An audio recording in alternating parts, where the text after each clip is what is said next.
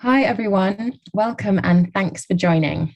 I'm your chair for this session on pandemic recovery, emotion, language, and health in schools. My name is Dr. Zahida Nabagarika. I'm Lit in Colour Programme Manager working between Penguin Random House and the Runnymede Trust. Lit in Colour is a campaign to support schools to make the teaching of English literature more inclusive of writers of colour. I completed my PhD last year at the School of Oriental and African Studies, focusing on linguistic imperialism in Uganda and how it affects contemporary literature production in Indigenous languages. In 2014, I co-founded AfriCult, a literary organisation seeking to widen access to African literatures through interactive workshops. Since then, AfriCult has devised and facilitated workshops at schools, festivals and conferences in and around the UK and in Uganda, Ghana, Nigeria and Kenya, working predominantly with young people. Earlier this year, I was visiting lecturer at on the BA English programme at City University of London.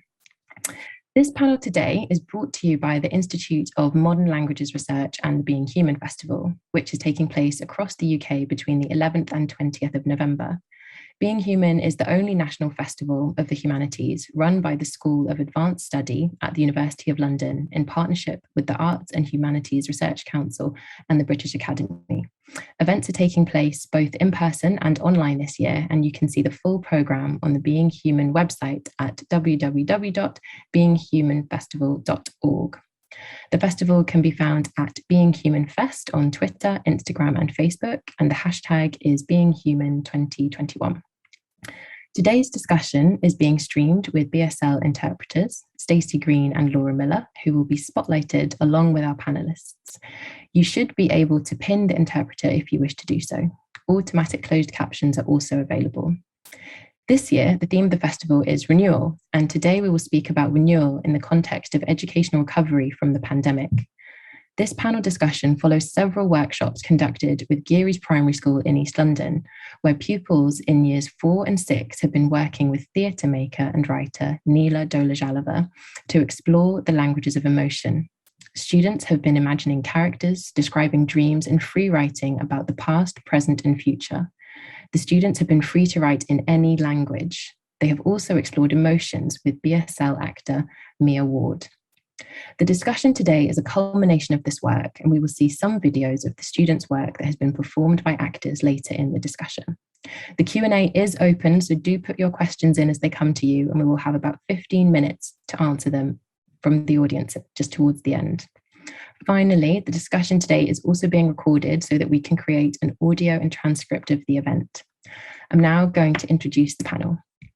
Jessica Bradley is lecturer in literacies in School of Education at the University of Sheffield, where she co-directs the BA Education, Culture and Childhood and the Literacies Research Cluster.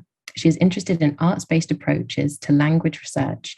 Her recent project explored linguistic landscapes through creative and participatory research methods, while her doctoral research focused on translanguaging practices in street arts production and performance.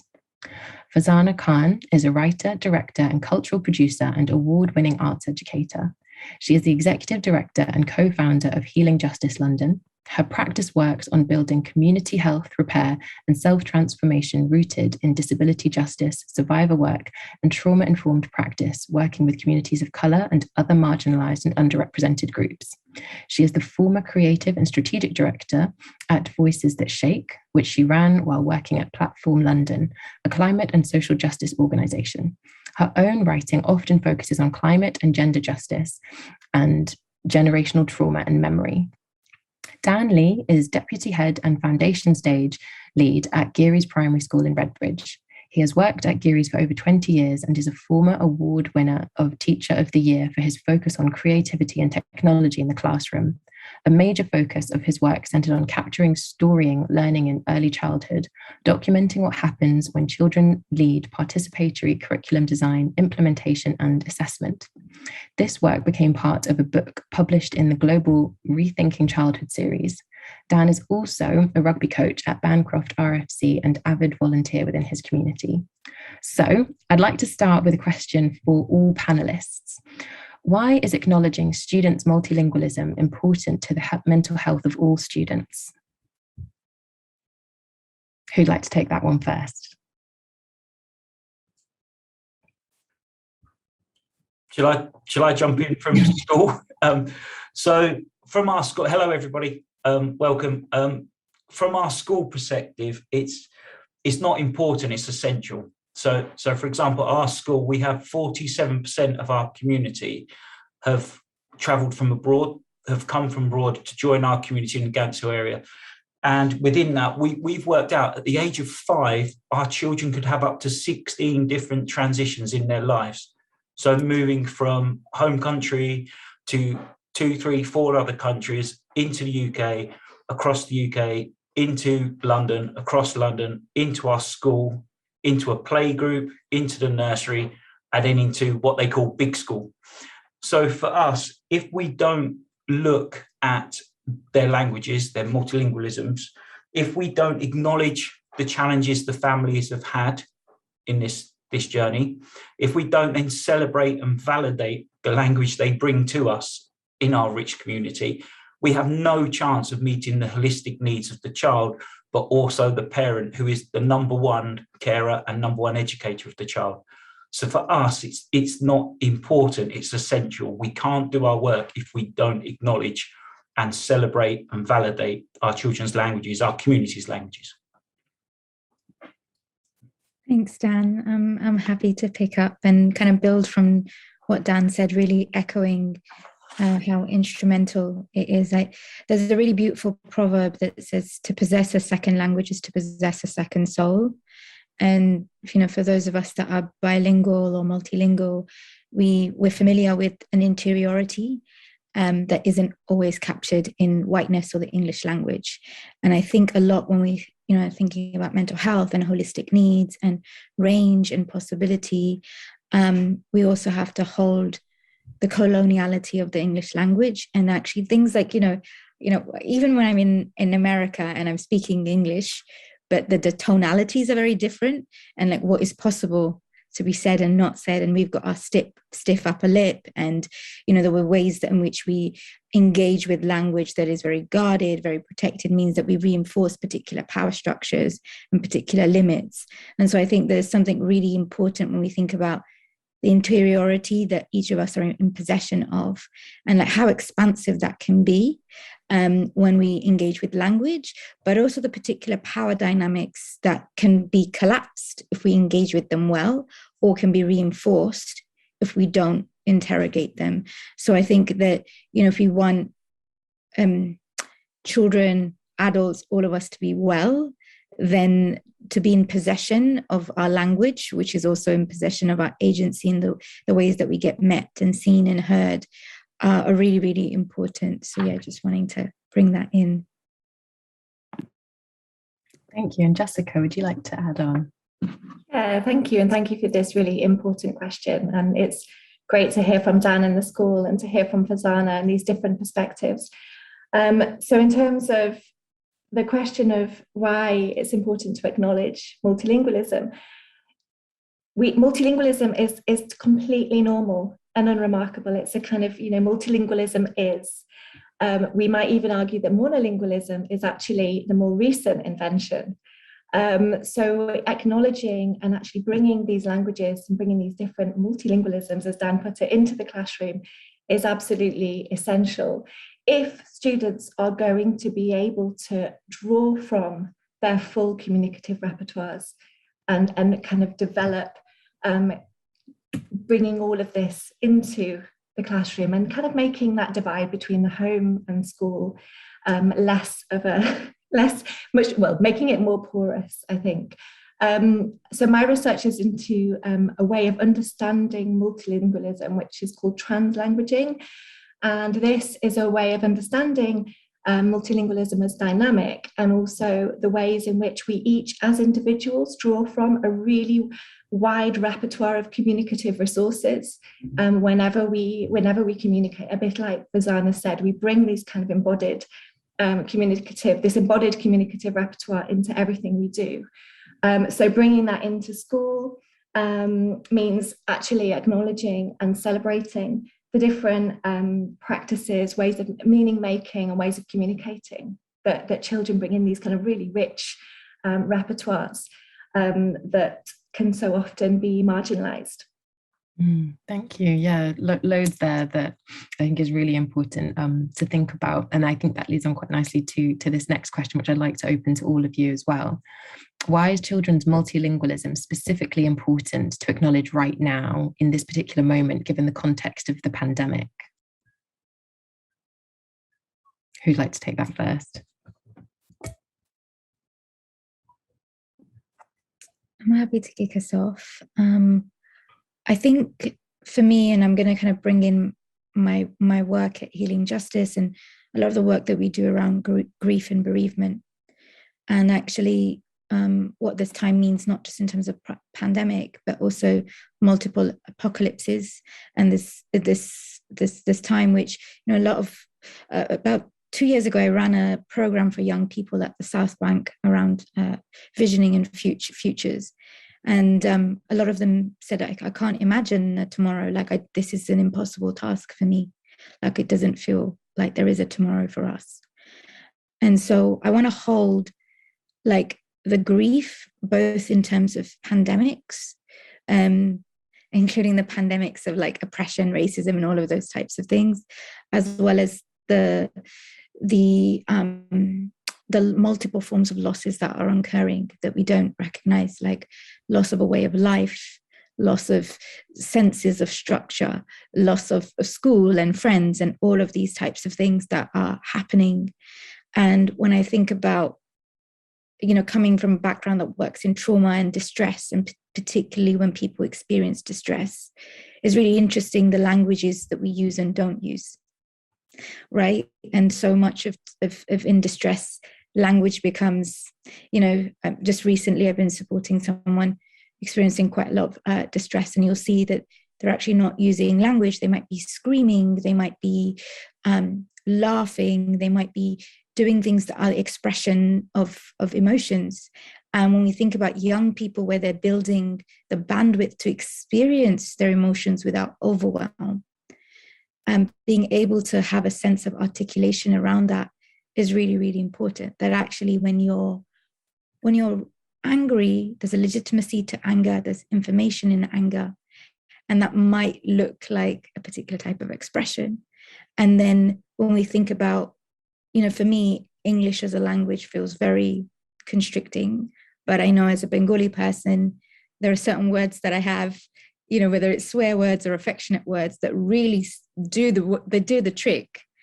And so there's a comfort. And when we're experiencing distress, the first thing we want to do to be able to kind of start to access regulation is to access comfort. And I think, you know, the sense of belonging or nativeness or those types of things. And that's not exact, you know, I don't think that's, especially for diaspora, especially for children who are displaced, especially for people who are migrants, it's not they're comfortable necessarily. Yes, I can speak this language and this language. I think there's nuance to it. But I think that there is the multilingualism expands out the possibility of what language is available to you, which means that the expressions you might give to grief or loss or harm or hurt has more place in the world. And I think that expansion is something children deserve. They deserve curiosity in order to build that bandwidth. Because, you know, I look at myself now and I think, oh, thank God I'm able to access these types of emotions right now that never felt safe before. You know, as a brown Muslim woman, I be raging or being angry, I didn't want to be labeled a particular way or seen as problematic. But what does it mean for me to now like be assertive or name a need or be seen as very firm and clear or occupy my power? And so I think that those are, I think there's something really, really generous, but all dignifying at the heart of it when we expand out language, especially when grief and loss are such a central part of our lives and distress is such a central part of our lives. Thank you, Farzana. Dan and Jessica, would you like to get that question? Oh, go on, Jessica. You go, Dan. Oh, you go. I think building on from those comments there, for us in school, I think a lot of my time spent in the nursery with our 2, 3, 4-year-olds. And having that multilingualism acceptance, celebration, validation means that we can talk to primary carers, first teachers, first educators. We can build in with our staff. I mean, I'm privileged enough to be here talking, I must emphasize, talking on behalf of Gearies Primary School. We have a wonderful team here of hugely dedicated teachers, practitioners, support staff who show we have an ethos of unconditional professional love for our families. And part of that unconditional professional love is we want to make sure you can communicate how you're feeling and that your needs are met. And if we need to do that through a range of languages, if we don't have the expertise ourselves, we'll go and find it. So we can bring that expertise in, so we can build language, we can build communication between us, families and home. And in our last project we did with Neela on At Home I Speak, which was a play that was then presented at the Rich Mix Theatre, we felt very nervous as a staff to start with the children, with the older children in year 6, spending time with Neela, not because they're spending time with Neela, but spending time with Neela, some actors, some playwrights, talking about their experiences in the pandemic, talking in both home language and in English, and then holding that into a script and giving it to some actors to then present back to us as the adults watching. It was really nervous, but then it was really warm and sort of soul replenished, because you heard what the children were saying in home languages about how important it was that they could talk in home languages, they could talk in their emerging English, their mums and dads could come into school and talk to members of staff, have those coffee mornings and share what was worrying them, talk through what was worrying them, and then celebrate how strong we've become together. Thank you, that's brilliant.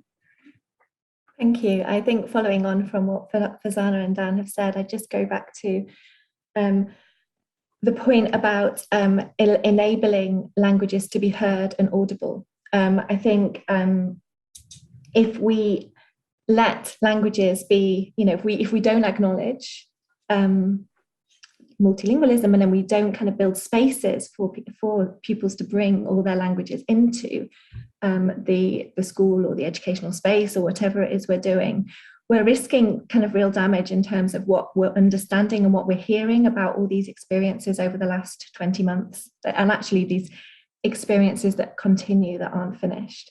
I think each one of us has experienced the pandemic differently. We've all, and it's been very kind of enclosed into homes as well. So obviously, with some schooling going into homes, obviously schools were open all the way through. So being able to kind of explore what's happened and the kind of ongoing implications of that for children, and being able to draw from multiple languages in doing this, and actually going beyond language too, a little bit like we've seen, we will see with the poetry, is really, really important, and probably more important than ever right now.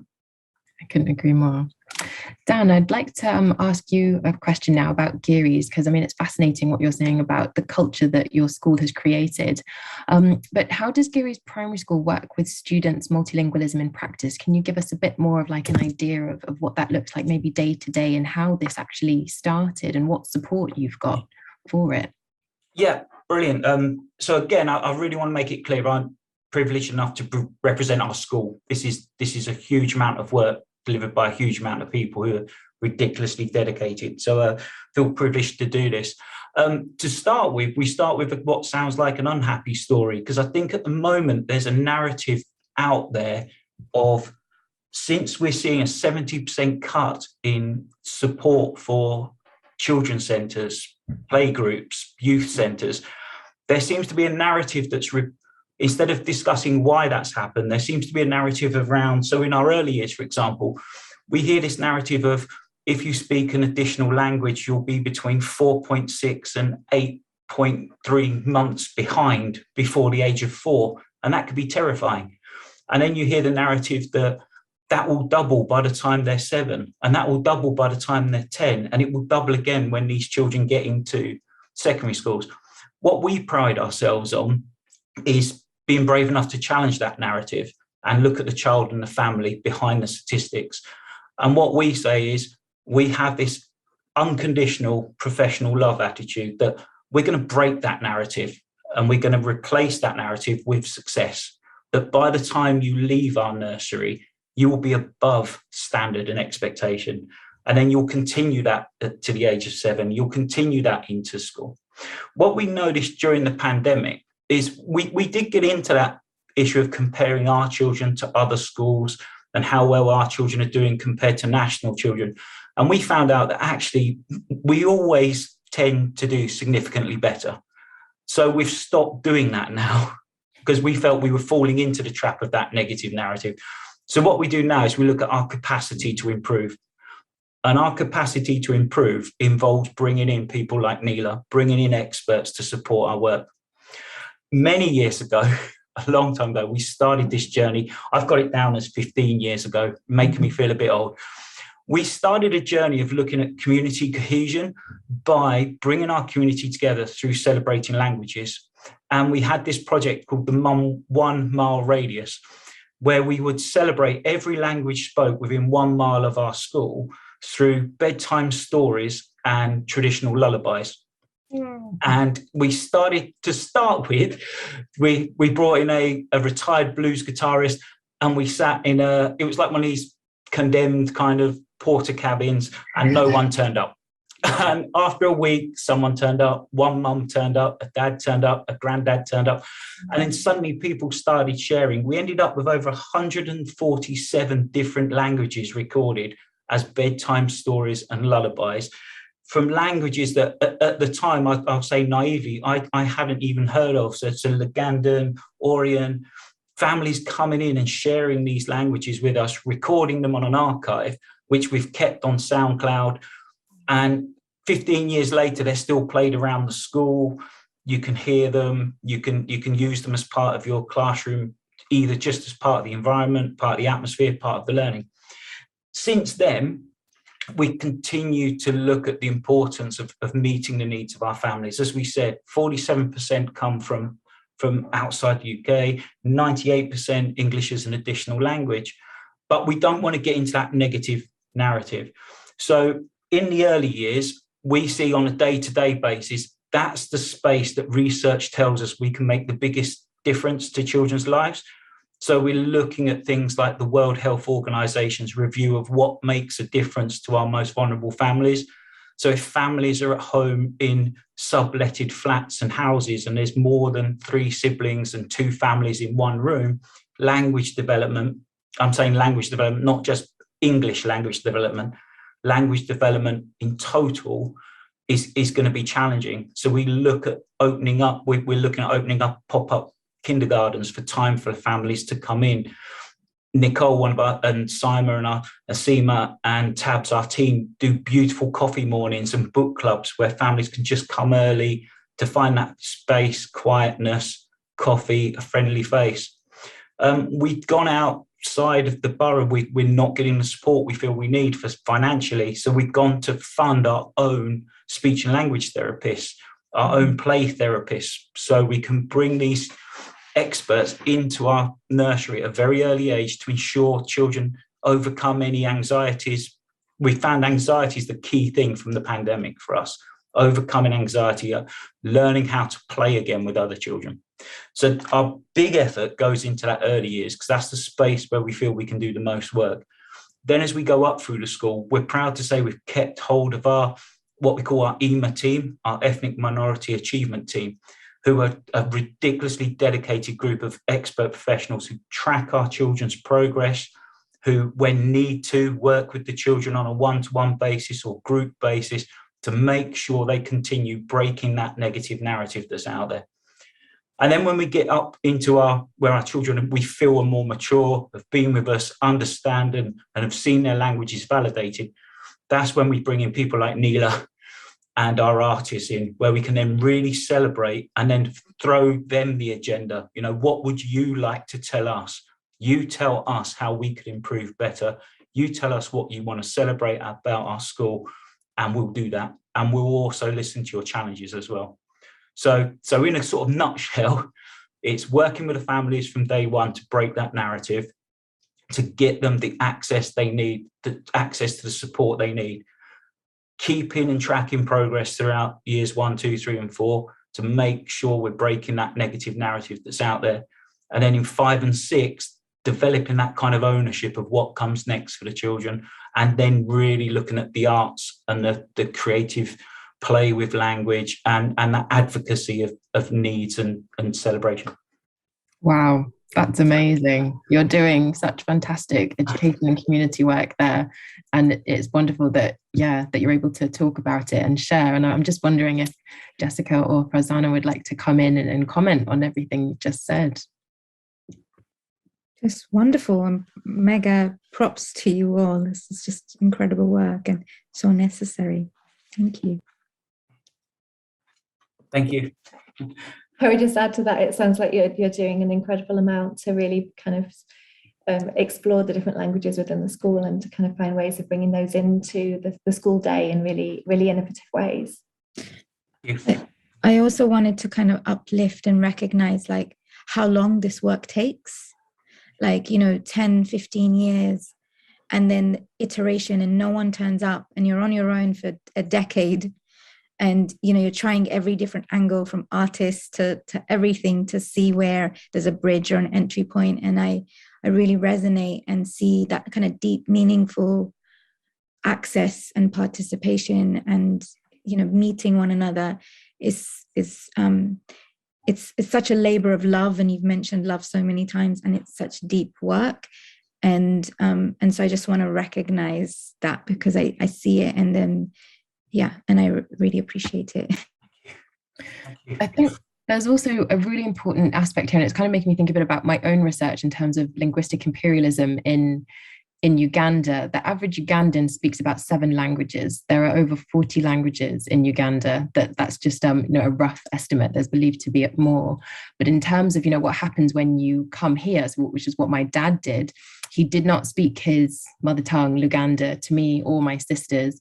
And it was because of everything you've just said in terms of the children won't understand, they're not going to be able to keep up. And I think that's a really hard message to continue to communicate to parents. And I'm just wondering if you could speak a bit more about that, because, traveling to this country, wanting your children to do well, language is often seen as the main way to do that. So I'm just wondering if you could speak a bit more about that, because that's really interesting and important and difficult when everything else outside of the school and outside of the home is English. I think for us, we definitely found that as well. So in talk, it's for us, I think the space is the early years, that over the long period of time we've been doing this work and trying to find out the best ways to support our families. We found that within that early years moment of the children at 3, 4, and 5, working with the families, then you build up that. What's got to come first is the trust. So I had a young boy in my class in year 2 who spoke Lugandan, and Dad would come in and exactly what you've just explained. He must speak English. I want him to speak English. He must learn English. He needs to succeed at the end of the year. And I was like, but Dad, every day he's crying. I said, we need him to be happy first. We need him to want to come to school. And we were searching everywhere and found a student who spoke Lugandan, and they sat together and they shared stories. And we've got this beautiful recording of Incy Wincy Spider where they're singing together. And from that moment on, the young boy came in smiling, happy every day. We played the track in the classroom. Dad came in and we had tears with Dad, where it was that moment of, was I doing that to my son? And we say, no, you weren't. I'm not. There's no blame culture here. It's just we've got to work together. So I think for us, we find we work really hard with our earliest families to give them the best start possible. And then our EMA team and our teachers, I can say, I can hand on heart say, so proud of how dedicated they are, that never drops. It's our head teacher drives that vision, that it doesn't drop. It's unconditional professional love throughout the school, that you get it in nursery on day 1, you get it when you come into reception on day 1, you get it when you go to year 1, you get it when you go to year 2. So by the time you're in year 2 and those national SATs appear, the stories already, then our narrative's been embedded into our families that challenges that negative narrative. Our narrative is that we're celebrating your languages, that having lots of various languages is actually going to strengthen your child's overall understanding of what language is. I think I'm going on a bit. I think the number one thing we've done is in response to, so a few years ago, the government did a research piece called Bold Beginnings. And in the very first paragraph, it said that 75% of reception classes were failing their children, that 75% of the children weren't achieving what they should, and that the sole purpose of the early years was to prepare the children ready for year one and reading. And that destroyed us in terms of, really, that's what you think early years is about? So we've rewritten our curriculum. And one bit we've built into our curriculum is called chronology. And it's the idea that as teachers and parents and families, we work with the children at a very young age to understand their life journey.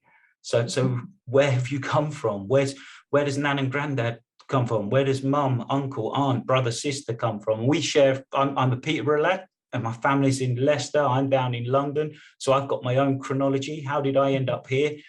And we do that. We're not afraid to do that with our real young children, so that we don't think, they're too young for these big ideas. No, they're not. They know where they've come from. They need to understand their own personal chronology.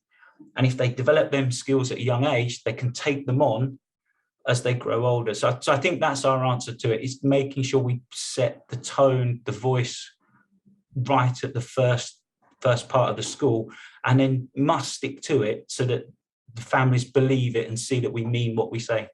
Mm-hmm. No, that's great. Thank you. And I think we're now actually going to watch some of the videos. So Neela, please could you explain for us the context of the videos that we're about to see?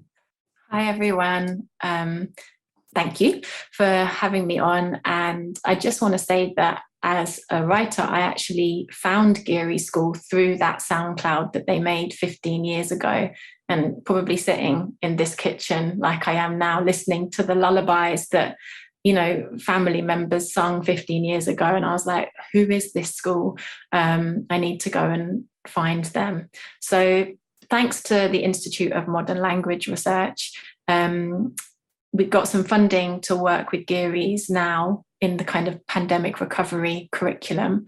And me and Dan had a chat, and we wanted to do a project with year 4s and 6 around this language of emotion, and how can we build up the students' words and ability to express things about their emotions, but from a multilingual perspective as well. And part of that was actor Mia Ward came in on Zoom and did a whole session on exploring the language of emotion in British Sign Language.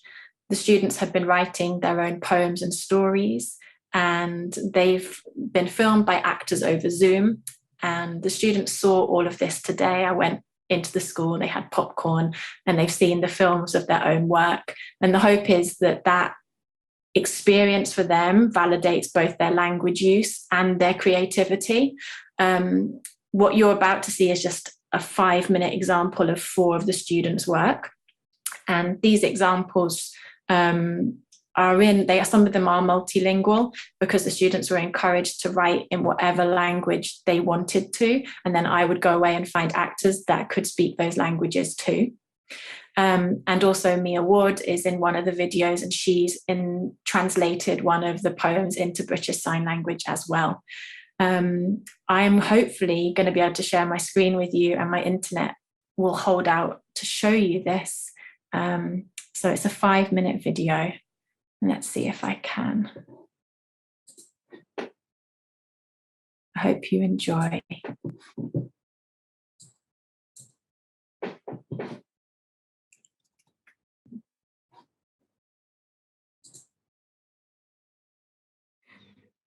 The Animal Search. Once upon a time lived a hunter. His name was Siva. He only knew Tamil. One day, he was going to a forest to hunt down a deer. A girl named Lakshmi, she also knew Tamil. So the girl Lakshmi said, "Ninga oru maan paathirukkeengala?" "Illa," the hunter said. Ninga oraman kolla poringala, Lakshmi said. The hunter said. Lakshmi was panicked. She screamed and said, Adenman! Lakshmi screamed. The hunter said, fine, I won't kill it. I'll help you find him. They found the deer and they made it happily. But then an elephant came and ate the deer. Lakshmi cried and cried. The hunter said, it's okay. And he bought Lakshmi a dog, Nai. She loved it very much, and the hunter got married to Lakshmi, and they lived happily ever after.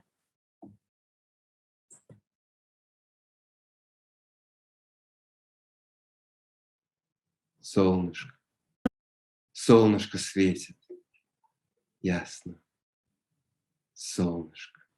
Солнышко просто классно. Солнышко так светит ярко. На море как раз. И на море класс, класс, класс, класс, класс. А на море нет никакого горя. The sun is shining clearly. The sun is so good. The sun is shining hotly in the sea, just right in the sea. In the sea, good. In the sea. In the sea, there is no grief.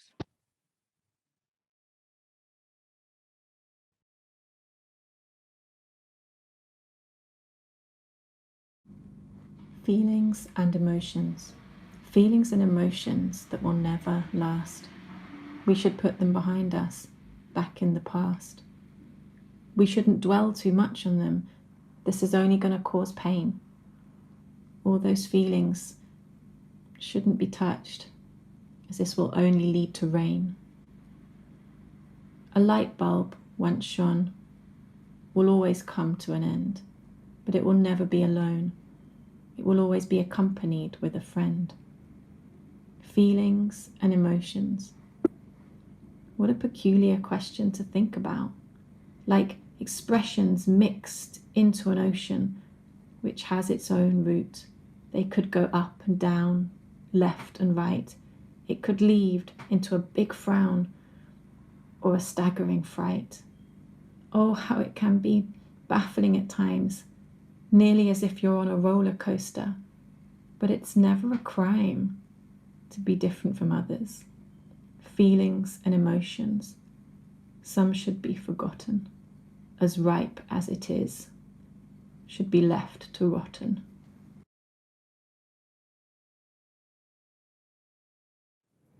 Exams finally పూర్తయ్యాయి. ఇప్పుడు నేను completely ఫ్రీగా ఉన్నాను. రోజు నేను ఏదో ఒక drawing వేస్తున్నా, లేకపోతే టీవీ చూస్తున్నా, or I'm with friends. I stayed up till midnight having a sleepover with my friends. I just love this. Now I can enjoy every moment of my life without stressing and being overburdened and overwhelmed with work. I'm at liberty to be myself and not change me for others. The next day when I went to school, it was so instantaneous. I just fainted in the middle of class. ఆ రోజు నుండి నా మనసు అన్ని గల్లీలో వెళ్ళిపోయింది. గత కొన్ని రోజులుగా నేను కాన్సంట్రేట్ చేయలేకపోతాను. మరియు నిద్ర పట్టడం లేదు. I was so elated and relieved 2 weeks ago. Now look at me. This happened. ప్రతిరోజు నేను చాలా కష్టపడి చదువుకోలేదా అని రిగ్రెట్ అవుతున్నా. And that I've always been wanting more instead of being grateful for what I have, instead of taking everything for granted. నా చుట్ట ఉన్న ప్రతిదాన్ని నేను ఎల్లప్పుడూ ప్రేమిస్తానని మరియు ఎప్పుడు ఎక్కువ అడగనని నేను ప్రామిస్ చేశాను. కొంతమందికి ప్రేమ కూడా రాదు. Have a roof over their heads. మన దగ్గర ఉన్నదానికి మనం గ్రేట్ఫుల్గా ఉండాలి.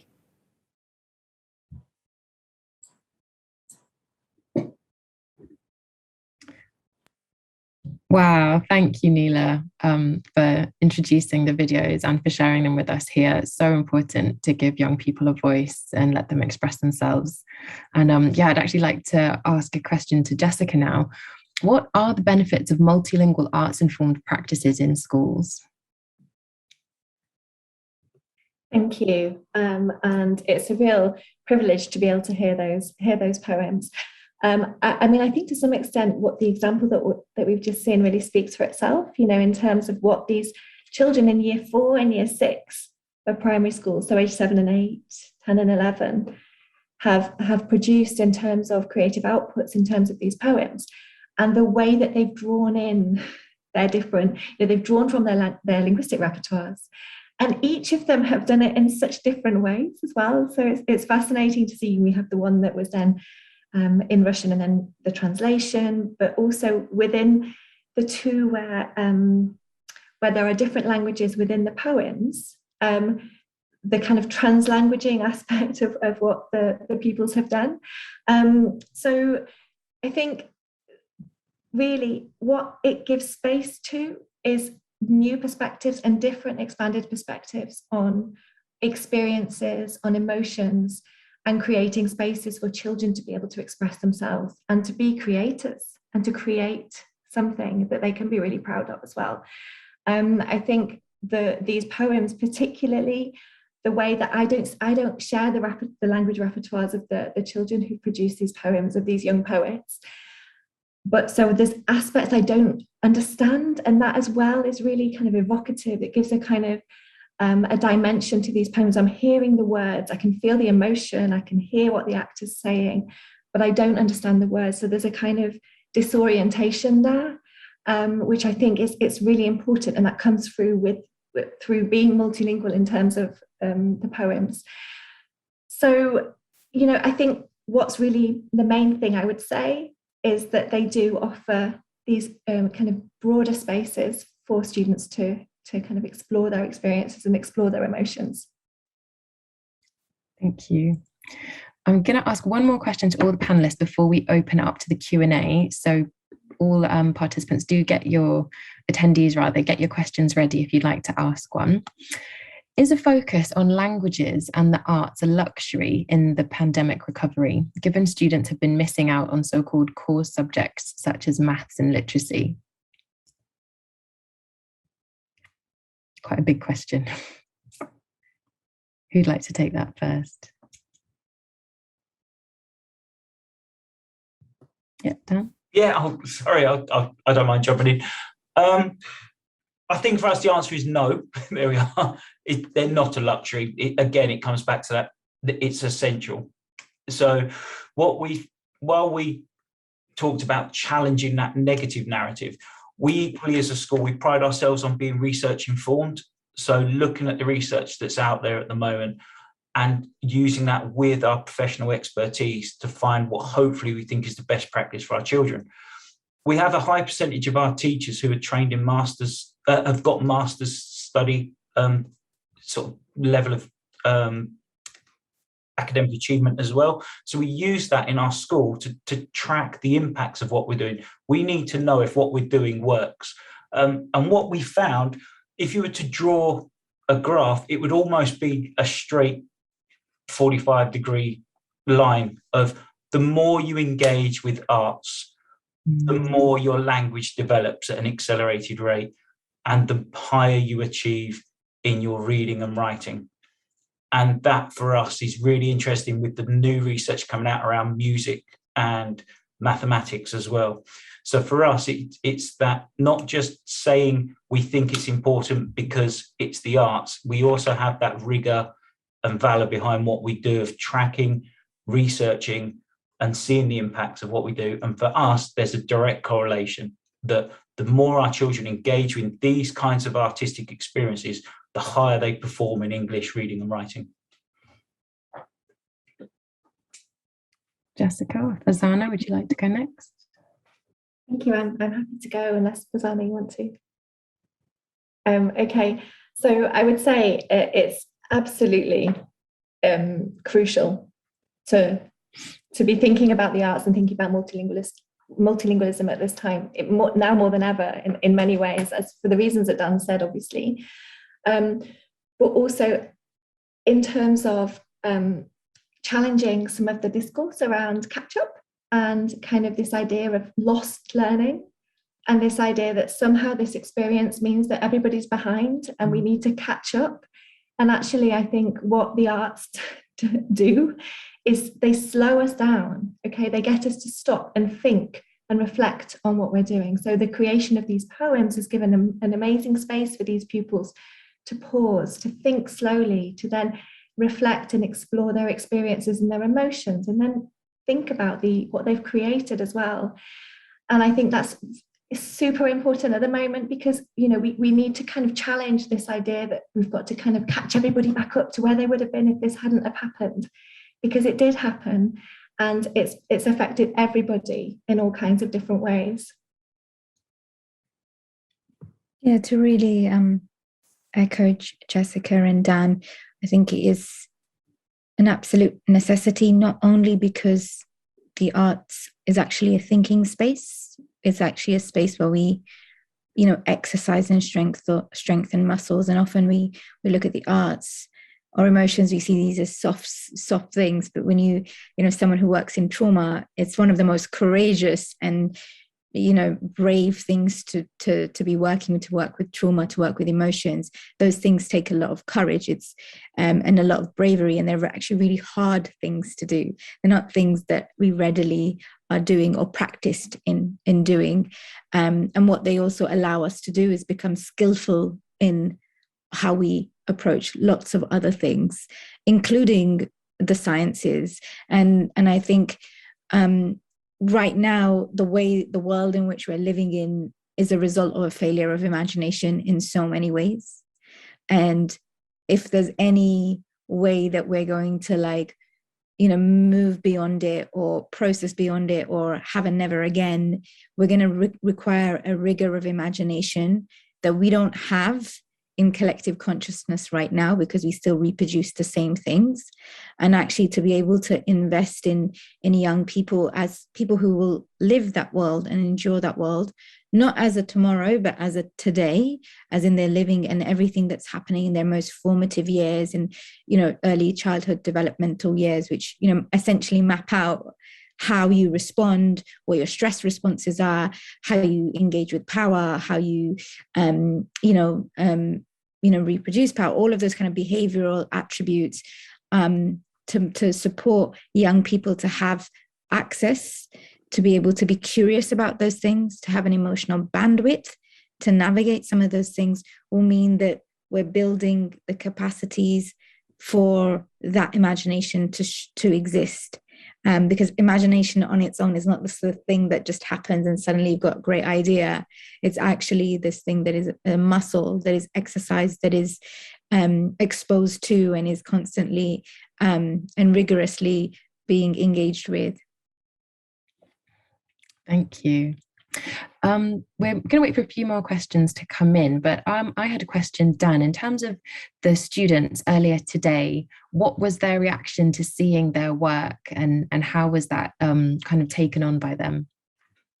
It was amazing to watch their reactions. There was a real mixture of reactions. So there was the most obvious was a child who was saying, "That's not my story. That's not my story." And then halfway through was like, "That is my story." And then he sort of sat up, physically grew a foot, and then was looking at everyone going, "That's my story. That's my story," which was just beautiful to watch. Because from knowing the child, he would be a child who maybe was thinking, writing's not my strength. Writing, he often talks about what. So it was, why am I in the writing project with you? And it was kind of to have that moment. So that was beautiful. There were beautiful moments where the children suddenly got very self-conscious because we were in a room and Neela did a fantastic job. We made it dark like a cinema, and suddenly that was their story, and they were anxious and nervous about that being their story and how people would listen to it and whether it would be celebrated. And then I think Reva, one of the children, said, "I was really nervous, but then I got really excited because it was really good." And finally, we were laughing about this before, some of the children were very critical of the actor read it too slowly, and it wasn't meant to be read like that. And it was that moment of, but wonderful as well, wonderful in terms of that sense of power and ownership to also celebrate. But then what was great is when we finished, we know Neela had a conversation with one of the children over, I haven't handed writing in because I haven't got paper at home. And that was something I completely overlooked. So at the end of the session, we had some writing journals, and we were like, who would like to take one home? And they were very, very excited about this idea of, I'm taking that home and I'm bringing the stories back, and we want someone to read them again. So no, it was fantastic. Brilliant. Thank you for letting us know. That's really important in terms of building confidence, communication, critical thinking, all of it. It's there. The arts can do that for young people. So we've got two questions. Interesting to hear one panelist saying that we don't just have a COVID pandemic, but a pandemic of mental health and racism, etc. The creative arts can bridge these concepts in a way that is slightly distant and easier to approach the distress. Can the panel expand on how to help young people and their agency? I'll read them both, and then we can discuss them, because we've not got a huge amount of time left. Very powerful presentations with massive potential for sharing ideas and experiences. How can we encourage joined up thinking across the education sector around the issues that you have talked about? So they're actually related. Who'd like to jump in? Yeah, Jessica, please. I just want to pick up the last question, actually, the second question, because I was thinking about that when Dan was talking about all the things that you're doing in the school around multilingualism and around creativity. And I was thinking, when does that kind of pause? What happens at the different transitions? You talked about transitions as well. What happens at high school? What happens in year 9 when GCSE choices are made? What happens, obviously, beyond that? What space is there for kind of schools to be able to kind of keep these threads going and not let them just kind of stop at these different points? And I know I work closely with a school for a project I've been doing where they've obviously tried extremely hard to make sure that they can offer qualifications across the subjects, across the languages that are spoken within the school, and then encourage take up beyond those kind of language communities as well. There are things that can be done, but it does seem kind of harder and harder to kind of find the cracks where these kind of creative and possibilities might grow. So Fazana or Dan, would you like to comment on how we can encourage young people to expand and give them more agency? And also pick up on the second question, which was about thinking across the education sector around the issues that we've been talking about, to make thinking, to join up thinking a bit more. I think for the first question around agency, it's something we explore a lot, and particularly from a trauma perspective and a mental health perspective. And actually, like, we have to accept that a pandemic is traumatizing. Like, we're not having that conversation, full stop. Oppression is traumatizing, and the first thing that we think about is really what will resource a person to regulate. So in a kind of simple terms, when we talk about it in our work, we use 2 anchoring principles. The first is consent. What are the ways that we can be super consensual with ourselves? What do we need in our body? How does our body feel? How is this something we choose? Is this something we don't choose? Working in a way that creates opportunity to practice consent is a key way of restoring agency, especially for folks who come from communities where they've been collectively disempowered. There's something really important about signifying you are consequential, and when you articulate a need, that is consequential. So consent and building a consensual practice is a key part of that. Sometimes, though, and with most of us, all of us on the call might say in different ways, we're disconnected, numb, disassociated, fatigued. It's really hard to know what your body needs. It's really hard to know or identify what is it, especially when you're in a school and your teachers might say to you, like, pee at break time, so you're overriding your body. don't cry, or we have these mannerisms that encourage us culturally to override our body, to override our instinct. And actually it's really hard to know what you need.